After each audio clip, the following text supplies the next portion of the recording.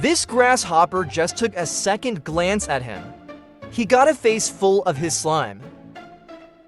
The guy who committed a sex crime against the grasshopper is called the velvet worm, although he is very small. Only a few centimeters long. His hunting method is extremely sci-fi.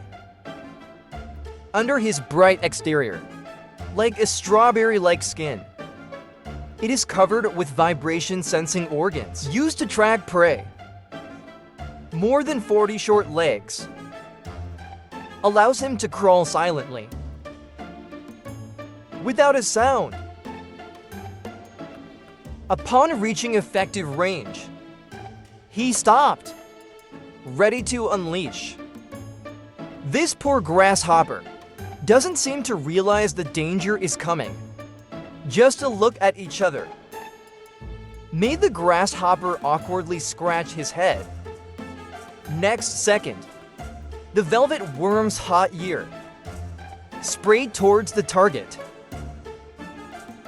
This highly viscous liquid will cool down and become cloudy in a few seconds. The prey that is stuck has no chance of escape. Just surrender. Become the velvet worm's appetizer. Next comes the old six. This rapidly twitching organ is a hummingbird's tongue. His tongue is longer than hairy. The speed of an angel's flower nectar is up to 20 times per second. It's so fast because the competition of nature is too cruel.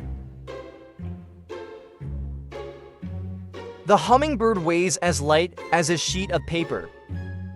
Two hover in the air to suck nectar. He can flap his wings more than 200 times per second. This greatly consumed their energy. So hummingbirds must eat every few minutes. Not only are they constantly at risk of starving to death, when you eat quickly, you also have to be wary of the old six. Hummingbirds' often regret is as sharp as a dagger. It's full of teeth. This is their fight for nectar as a mother. Some old six like to be shady behind their backs. Muddy with their kind for me, I need to grow up too. And there's a hummingbird, found in the process of evolution, an obscure track. Crabtail reef crescent-shaped flower. Large amount of nectar, it's full, but most hummingbirds can't reach it. Can't eat. And the green hummingbird has evolved a long and curved gray. This allows them to easily dilute the out-of-focus image, avoiding competition with other hummingbirds.